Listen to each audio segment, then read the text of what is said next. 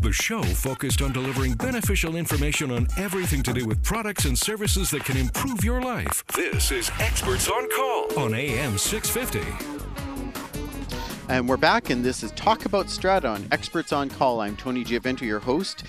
We have in the studio with us Pat Williams, who is a lawyer in Vancouver with Clark Wilson, and who is the chair of the BC Law Institute Research Committee on the Strata Property Act. And we're talking tonight about the liquidation aspect of strata corporations. And this is becoming more and more in the mind of many smaller strata corporations that are in high-density areas. There are only 38 units where there potentially could be 100 units on a space, and older buildings requiring more cost, more upgrades, and the feasibility of sustaining some of the older buildings. So we have an email from John in North Vancouver, and the email deals with liquidation and with strata corporations.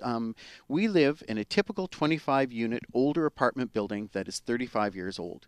Current assessed values are $250,000 a unit, and I assume per average per unit because they're all slightly different in size, and they are due for a new elevator and upgrades to roofing and decking. The cost per unit is going to be around $60,000 a unit, which, given the history of buildings not being maintained, is not surprising. The average size of the units is 2 bedrooms. For the 2-bedroom units is about 1,100 square feet. They've had a developer approach us and offered us $195,000 a unit to purchase the building.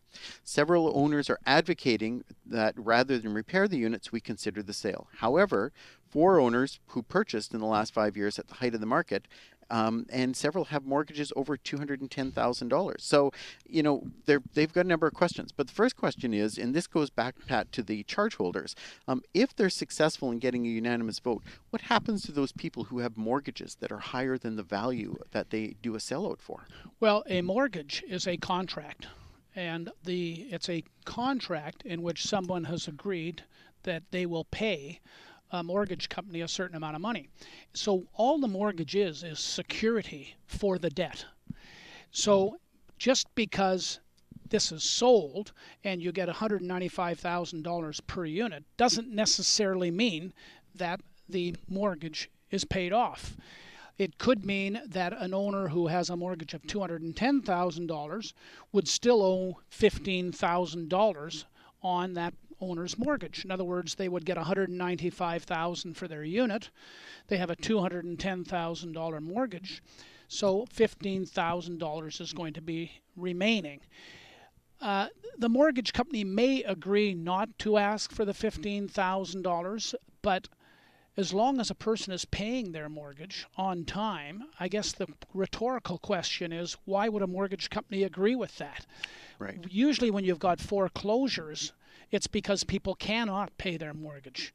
We're assuming in this situation that people can pay their mortgage, but if they sold their unit, the security for that mortgage isn't going to be enough to pay off the complete mortgage.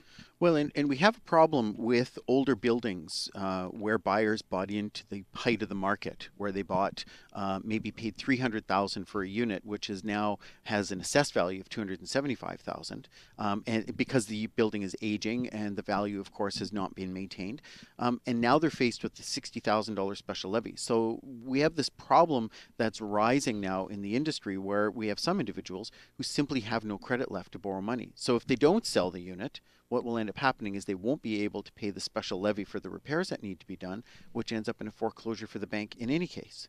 Correct, and that's the one thing that's not in John's email. Right. Is you've got 25 units, but he doesn't say how many of the owners of those 25 units cannot afford the $60,000 levy that's going to be placed upon them for a new elevator and upgrades to their roofing and decking. There could be 4 or 5 people in that complex who cannot afford $60,000. They've already got a mortgage of $210,000, so they can't go to the mortgage company and get more, especially if the mortgage company thinks that in fact it's only worth $195,000. What that means is when the special levy's passed, and it has to be passed for them to comply with the act. Yes. That means there's going to be a number of those owners who are going to have liens put against their property, and those properties are going to be sold. So it's a very draconian situation, but those people are going to lose their homes anyway. Right, right. And that's one of the difficulties we have. And of course, the introduction of depreciation reports in the last year has been significant for strata corporations, especially older buildings, because now they're starting to face into the reality of, what was always there. They knew that they were going to have to do repairs to the building eventually. Now they know consciously what it's going to be, when it's going to come. And now they're faced with, of course, some significant increase in cost, both for strata fees, for annual contributions, and for major repairs. Absolutely, but they have to meet those extra expenses because they need a contingency fund, if I can use that word, a contingency fund, which is much greater than what typically has been done in the past. In the past, strata corporations have low contingency funds, and whenever a major repair is necessary, they do a special levy. The depreciation report is intended to make it much easier down the road to improve and upgrade your building, or at least maintain it to a level that's necessary. But that means it's going to be a significant more amount per month. So one of the challenges of redevelopment, and this we are seeing, and people are asking this question, is the value of the unit that they're actually selling is not necessarily enough if they're liquidating to buy into the new development. That's one of the problems that's coming up. And so we're potentially creating a housing issue. If you're selling your unit, the developer, you've come up with a deal, the strata corporation agrees, they've passed a unanimous vote, all the stars aligned, and everybody's getting $225,000 or whatever their proportional base is. What happens if in the new development the cheapest units are $309,000? Especially when we're dealing with retired individuals and fixed incomes, and how do people continue to afford to own property and buy in as their buildings are aging? And that's maybe that one of the messages is how important it is to protect the asset value of your building. Absolutely, and I mean the options when that occurs is to live in a much smaller unit. Yes. Or to move and live in for them a less desirable area. Right. So, which is one of the difficulties that people have to struggle with when they're looking at liquidation. Absolutely. If we get through the scenario where a building has actually voted to liquidate, they've actually voted to dissolve, and they're selling the units, how is the money divvied up? The developer comes up with a value, because under the Condominium Act, we had a schedule called interest on destruction. Now under the Strata Property Act, it's unit entitlement. So how is the money actually distributed to the owners? I think it would be distributed based upon unit entitlement. Yes. And unit entitlement is based on habitable square area, whereas interest on destruction was based upon a number of intangibles. Right. So, for example, a person say a 4-story building, a person on the 4-story with a larger limited common property deck, the habitable square area may be the same as the person on the 1st floor, but the value of that 4th floor unit is significantly higher than the value of the 1st floor unit.